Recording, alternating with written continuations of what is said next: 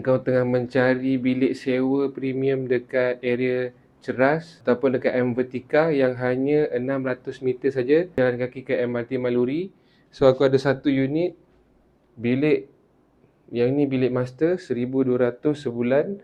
Ada wardrobe built-in. Okey, besar wardrobe dia. Okey, katil queen, dah siap cadar. Ada meja dan juga kerusi untuk buat kerja. Blind curtain. Okey. Memang cantik lah. Alright, memang cantik. And then ada bilik air sendiri lah yang ni. So bilik air memang ada cermin. Alright. Ada water heater. Dan ada satu lagi bilik single RM700 saja sebulan. Sama juga, ada cermin, meja dan kerusi kerja, blind. Okey, lepas tu ada aircon, kipas dan built-in wardrobe ni.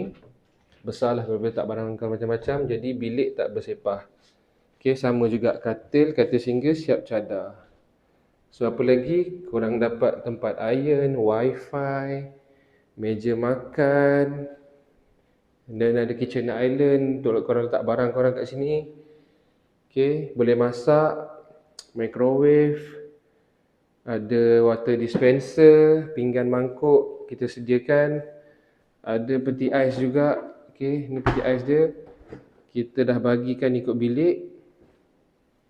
And then untuk laundry, ada washer dan juga dryer. Bilik air untuk bilik single, cermin ada, water heater ada rak dekat sini juga. Living area ataupun common area termasuk tandas yang share tu, kita akan ada cleaning sebulan 2 kali. Main entrance ni dan juga bilik semua kita pakai smart digital lock door ni. Jadi insyaAllah lebih selamat. So kalau korang berminat, WhatsApp kita, link di bio.